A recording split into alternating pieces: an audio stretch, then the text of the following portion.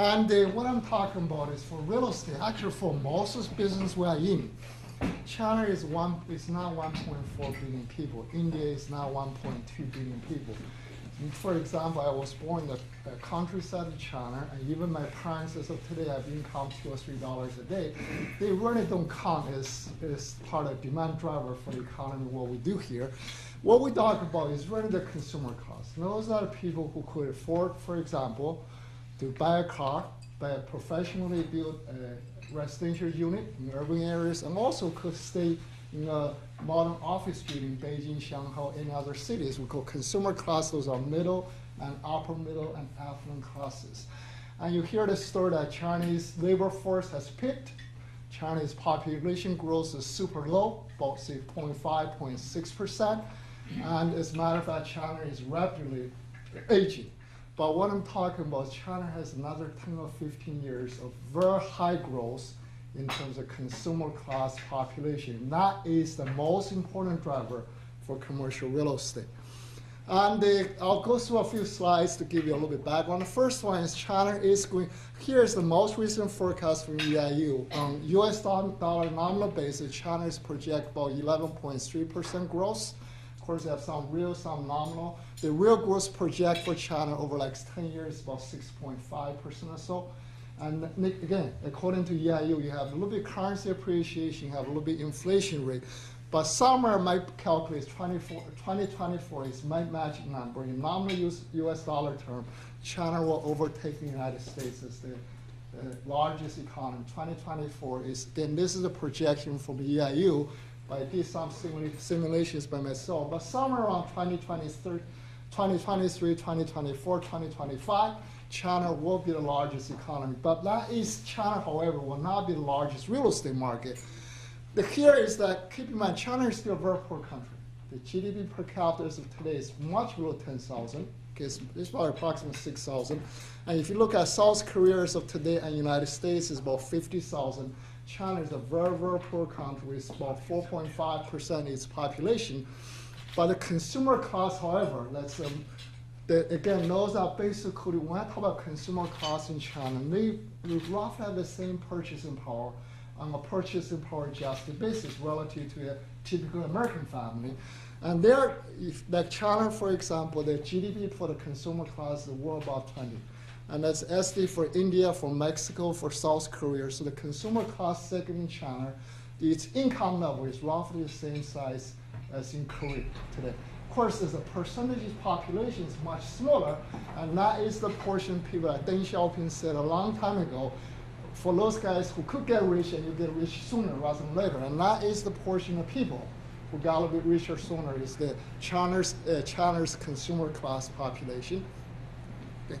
And this is the most important. China, as of today, of course, this is a model estimate. Also, if you are conservative, you put a consumer class somewhere 125 million. If you are aggressive, you put about 200 million Chinese, what we call the consumer class as of today. Of course, my model puts somewhere about 165 million of Chinese as of today. Consumer class, again, they really have the same purchasing power. Those are the folks here, like when they go to Britain, they empty the whole department store. Those are the consumer class we're talking about. Okay, and by 2022, it will be somewhere about 430 million people. And this is a growth rate somewhere, again, I'll give you a range, somewhere between 7 and 10%. If you are very aggressive person, there's a model estimate is about 8.5%. If you are very conservative, you put somewhere 6.5 to 7%. And if you are very aggressive in terms of estimation, put at 10%. This is not economic growth. This is the number of people who migrate. The expansion of the consumer class from base about 160 million people to about, say, 430 million people, again, represent approximately 8% per year. So China's population growth, the relevant segment, is not a 1.4 billion Chinese. It's in this segment that is the most productive, that's driving the demand growth, and most importantly, is driving the demand growth for the relevant products almost all of us care about.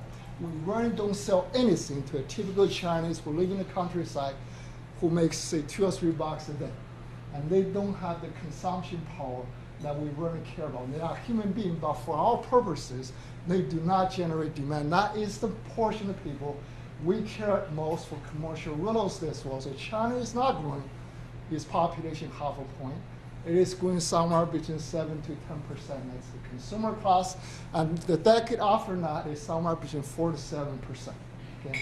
So as a result, China has a very high growth in terms of consumer class relevant relative to our business. Just give a reference point. U.S. population expanding somewhere less than 1%, so 80 basis points to 1%, and Chinese population expanding about half a point, and by its consumer class expanding again somewhere around 7 to 10% for like 10 years. After that, closer to 5%. So that is the reference point we should look at. Okay. The next one is the commercial real estate market is directly to the size of the commercial real estate market with a higher grade commercial real estate, not the kind of homes you saw in Afghanistan built out of mud. That's not a business we invest in or any of the Western investors will be care about.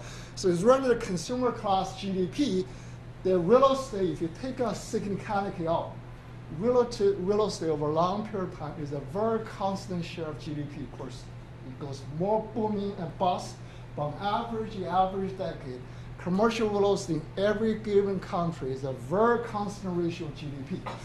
For developing countries like China, however, that ratio is not constant to the overall GDP. It's a constant ratio of the consumer class GDP because that is the portion that drives the demand and the creation of consumer class real estate.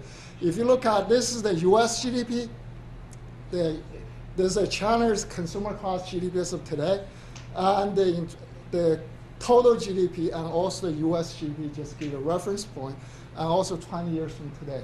So look at a big portion of China's economy is not generating the kind of real estate demand that we care about as an institutional investor. But last year is getting bigger. And if you look at 10 years from today, the consumer, if you want to compare China versus US, do not compare the total GDP China versus the total GDP United States. Compare the consumer class GDP versus the total GDP of the United States. And China 10 years from today was still a much smaller economy in terms of total demand for all kinds of institutional quantity commercial real estate. And exactly where it is, about 60% or so of the US commercial real estate market. And but growth is much faster. This is the estimate, just given size, estimate the share, the commercial real estate. Again, the China's real estate is valued a little bit more today on average relative to its income than the United States, but its expansion is very drastic. I'll give you reference points for the real estate share of GDP for the US overall as well. Just sense that this expansion is very fast indeed. And this gives us a sense the estimate over like 10 years, who is contributing to the expansion of commercial real estate market around the globe, and China is the number one.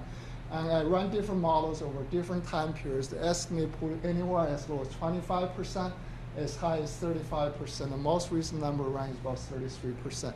The United States generally runs somewhere between 15 to 20%. Okay? And those are the biggest. Yeah. When you say commercial, that's different from residential? It's actually a portion, those are generally we call the income generating real estate. Okay, so it includes Yeah, residential. a portion of it. I will not totally. But it's the expansion of commercial is very proportional to expansion of residential as well. So you can read on one as a direction. So this is 33%. So for simplicity, it's about 30% of the future demand will come from China in terms of commercial real estate. Also 15%, or slightly higher for the United States, and the rest of the countries are very small portion indeed. So China will be the number one driver for commercial real estate demand over like 10 years, and by a large margin. The rate of formation of China's real estate market at a rate far bigger and twice as big as the United States. And keep in mind, the US has a much bigger base in terms of office space and warehouse spaces today than China has. And the first one I want to mention is China is certainly the number one contributor. Okay? I also want to mention when you focus on China, is there's an old joke is that if you sell one bottle of Coca-Cola to every Chinese, then the Coca-Cola company will be rich. The problem is even today half the Chinese never tasted Coca-Cola is of today. So it's the consumer class, that is one. Just give a sense, the consumer class. Today's cutoff line in China is they produce on average GDP per capita about $24,000 or so, and that is $23,000 or so. That's the cutoff point. Okay? And also the very high demand growth. You have high demand growth over a very low interest rate, and some of the segments like residential real estate has low carry costs, low property taxes, and very limited alternative investment opportunities. By the way, those are all three factors that drive very high cyclicality in this market. High growth is the number one driver for cyclicality in every market in the United States as well. Low carry cost is the number two driver. When the carry cost is very low, it creates booms and bubbles in the whole economy and commercial real estate market. And very limited alternative investment opportunities means that over like 20 years, the Chinese real estate market, both residential and commercial real estate, will have a level of cyclicality far bigger than the United States. I stop here. Thank you very much. Yeah.